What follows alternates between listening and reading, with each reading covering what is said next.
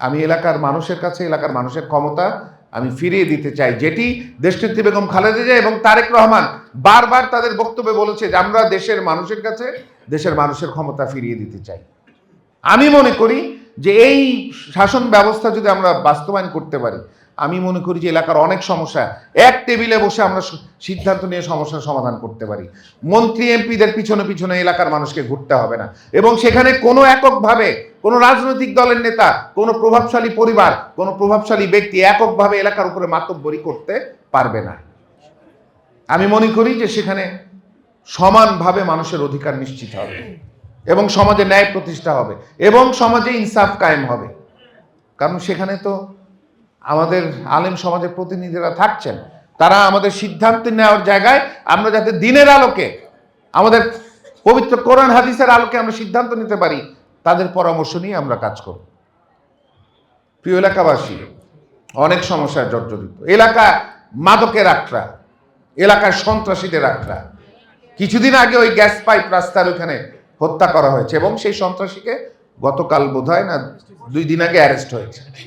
আমরা যদি খুঁজে দেখি যে কিভাবে সন্ত্রাসীরা ঠাঁই পায় এলাকায়, বা মাদক ব্যবসায়ীরা ঠাঁই পায়, বা কিশোর গ্যাং কাদের দ্বারা তৈরি, দেখবেন কোনো রাজনৈতিক দলের নেতা অথবা কোনো এলাকার প্রভাবশালী পরিবার বা কোনো প্রভাবশালী ব্যক্তি তাদের ছত্রছায়ায় তাদের সুবিধার জন্য তারা এই ধরনের মানুষগুলিকে তারা সমাজে প্রশ্রয় আশ্রয় দেয়, প্রত্যক্ষ পরোক্ষভাবে তারা সাপোর্ট দিয়ে যায় এবং এলাকায় তাদের আস্তানা গাড়তে সহযোগিতা করে থাকে।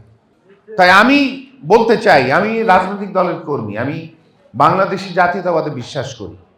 আমি শহীদ রাষ্ট্রপতি জিয়া রহমান, মরহুমা বেগম খালেদা জিয়া, জনাব তারেক রহমানের আদর্শকে আমি ধারণ করি। আমি দেশনেত্রী বেগম খালেদা জিয়ার দেখানো পথে আমি হাঁটতে চাই। আমার দলের কোনো নেতা কর্মী এবং এলাকার কোনো প্রভাবশালী ব্যক্তি বা প্রভাবশালী পরিবার যদি এলাকায় কোনো মাদক ব্যবসায়ী, কোনো সন্ত্রাসী, কোনো কিশোর গ্যাংকে লালিত পালিত করে, আশ্রয় প্রশ্রয় দেয়, তাদেরকে সবার আগে আইনের আওতায় নিয়ে আসবে। খুঁজে খুঁজে তাদেরকে চিহ্নিত করা হবে এবং তাদেরকেও আইনের আওতায় আনা হবে। কারণ তাদেরকে আইনের আওতায় যদি আনা যায়, তাহলে তাদের কেউ এইসব বকাটা ছেলেদেরকে এলাকায় প্রশ্রয় দিবে না এবং এরা এলাকায় জায়গা পাবে না।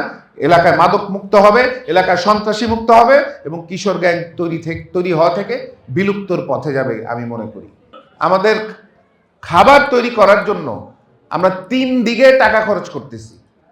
1 নাম্বার গ্যাস বিল, 2 নাম্বার বিদ্যুতের চুলা ব্যবহার করতেছি, বিদ্যুৎ বিল বাড়তি দিচ্ছি, 3 নাম্বার যখন বিদ্যুৎ থাকে না এলপিজির গ্যাস কিনে রাখতেছি।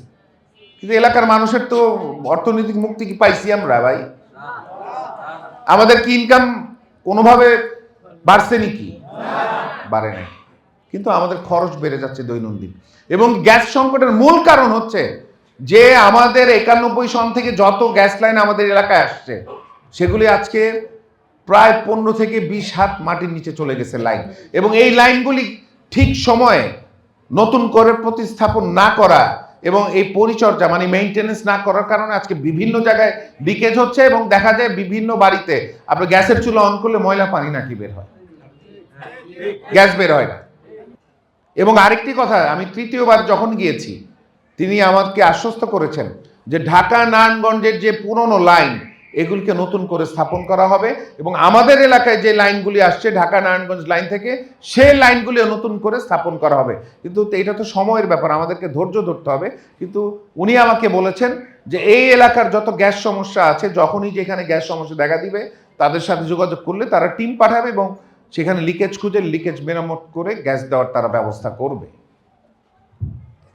আর পানির সমস্যা এলাকায় এমন ঘনবসতি হিসেবে গড়ে উঠেছে, কারণ কি? কারণ আমাদের এলাকার উন্নতি হচ্ছে, ভালো ভালো শিক্ষা প্রতিষ্ঠান বিএনপির আমলে এখানে তৈরি হয়েছে, এখানে কলেজ তৈরি হয়েছে, এখানে ব্যবসা বাণিজ্য করার জায়গা তৈরি হয়েছে, এখানে সুযোগ সুবিধা বাড়ছে।